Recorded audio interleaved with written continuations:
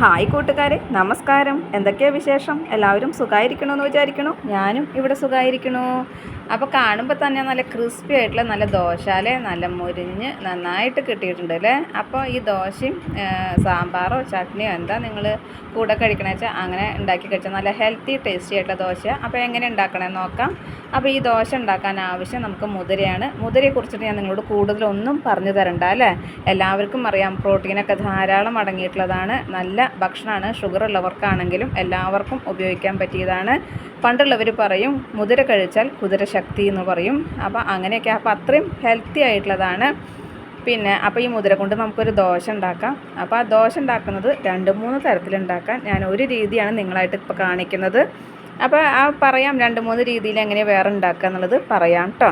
അപ്പോൾ നമുക്കൊന്ന് കണ്ടിട്ട് വരാം എങ്ങനെയൊക്കെ ഉണ്ടാക്കുന്നത് എന്നുള്ളത്. അപ്പോൾ ഈ മുതിര ദോശ എന്ന് പറയുമ്പോൾ ഹോൾസ് ഗ്രാം അല്ലേ മുതിരയ്ക്ക് പറയാം. അപ്പോൾ മുതിര ദോശ എന്ന് പറയുന്നത് നമുക്ക് ആദ്യം വേണ്ടത് മുതിരയാണ്. അപ്പോൾ ഞാൻ 2 ഗ്ലാസ് മുതിരയ്ക്ക് 1 ഗ്ലാസ് അരി എടുക്കുക. ഞാൻ ഇപ്പോൾ 1 ഗ്ലാസ് മുതിരയ്ക്ക് 1/2 ഗ്ലാസ് അരിയാണ് എടുക്കുന്നത് കേട്ടോ. അപ്പോൾ നിങ്ങൾക്ക് രണ്ടും ഒരേപോലെ തന്നെ എടുക്കാം. അതായത് മുതിര എടുക്കുന്ന അതേ ഗ്ലാസ്സിൽ അതേ അളവിൽ പച്ചരിയാണ് കേട്ടോ, അല്ലെങ്കിൽ ഇഡ്ഡലി അരി എന്ന് പറയില്ലേ, അപ്പോൾ അതേ അളവിൽ നിങ്ങൾക്ക് എടുക്കാം. ഞാൻ ഹെൽത്തിന് നല്ലതല്ലേന്ന് വെച്ചിട്ടാണ് അരി കുറച്ചത് കേട്ടോ. അപ്പോൾ നമ്മുടെ മുതിര ഒരു പാത്രത്തിലേക്ക് ഇട്ടിട്ടുണ്ട്. അതുപോലെ പച്ചരിയും അതിലേക്ക് ചേർക്കണുണ്ട്. പിന്നെ നമുക്ക് ഇതിലേക്ക് ഉഴുന്നൊന്നും ചേർക്കണില്ല, ഉലുവയാണ് ചേർക്കുന്നത് കേട്ടോ.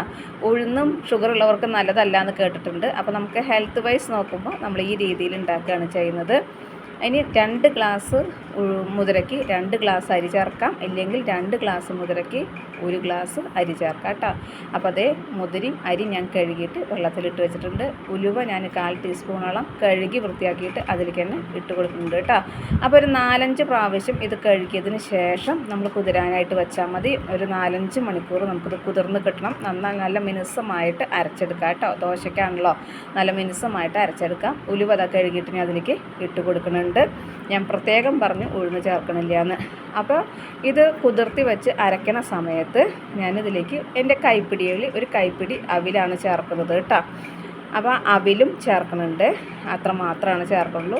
എന്നിട്ട് ഇവിടെ നല്ല മിനുസമായിട്ട് അരച്ചെടുക്കുന്നുണ്ട്. അരച്ചെടുത്ത മാവ് അപ്പം തന്നെ നമുക്ക് തയ്യാറാക്കാം. ഇല്ല നിങ്ങൾ രാത്രി അരച്ച് വെച്ചിട്ട് രാവിലേക്ക് തയ്യാറാക്കുക വെച്ചാൽ അങ്ങനെ ചെയ്യാം.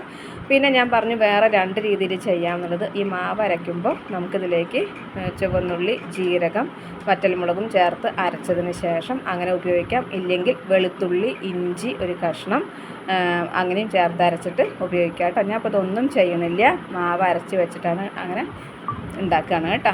അപ്പോൾ അത് നല്ലതുപോലെ നല്ല ക്രിസ്പി ആയിട്ട് നമുക്ക് കിട്ടും. ഇതിൻ്റെ മുകളിലേക്ക് നെയ്യൊക്കെ തൂവണമെങ്കിൽ തൂവാം. ഞാൻ നെയ്യൊന്നും തൂവണില്ല. നമ്മൾ വെറുതെ സാധാരണ രീതിയിൽ ദോശ ഉണ്ടാക്കുകയാണ് കേട്ടോ. അപ്പോൾ നല്ല ക്രിസ്പി ആയിട്ട് കിട്ടിയിട്ടുണ്ട്, നല്ല മുരിഞ്ഞ് വന്നിട്ടുണ്ട്. അപ്പോൾ അതേ മറിച്ചിട്ട് കഴിഞ്ഞു. മറിച്ചിട്ടിട്ട് നമുക്ക് വേണമെങ്കിൽ നെയ്യ് പുരട്ടാം, ഇല്ലെങ്കിൽ ഇങ്ങനെ തന്നെ നമുക്ക് കറി കൂട്ടി കഴിക്കാം. അപ്പോൾ ഞാൻ നമ്മുടെ മുള്ളങ്കി കൊണ്ട് നല്ലൊരു സാമ്പാറും ഉണ്ടാക്കിയിട്ടുണ്ട്. നല്ല അടിപൊളി സാമ്പാറാണ്. അപ്പോൾ മുള്ളങ്കി സാമ്പാറും നമ്മുടെ മുതിര ദോശയും അതുപോലെ ഉരുളൻകിഴങ്ങും കൂടിയിട്ടുള്ള സബ്ജി ഉണ്ടായിരുന്നു രാവിലത്തെ, അതും കൂട്ടിയിട്ടാണ് കഴിക്കുന്നത്. അപ്പോൾ മുതിര ദോശ വളരെ ഹെൽത്തിയാണ്, ടേസ്റ്റിയാണ്. നിങ്ങളൊന്ന് ഉണ്ടാക്കി നോക്കൂ. അപ്പോൾ ഇന്നത്തെ എൻ്റെ വിശേഷം ഇത്രയൊക്കെ തന്നെയുള്ളൂ. എൻ്റെ കൂട്ടുകാർക്ക് ഇഷ്ടമായി ഉണ്ടാവുമെന്ന് വിചാരിക്കുന്നു. ഇഷ്ടപ്പെട്ട് കഴിഞ്ഞാൽ ലൈക്ക് ചെയ്യുക, ഷെയർ ചെയ്യുക. അതുപോലെ പുതിയതായി കാണുന്ന ഏതെങ്കിലും കൂട്ടുകാരുണ്ടെങ്കിൽ സബ്സ്ക്രൈബ് ചെയ്യാൻ മറക്കരുതേ.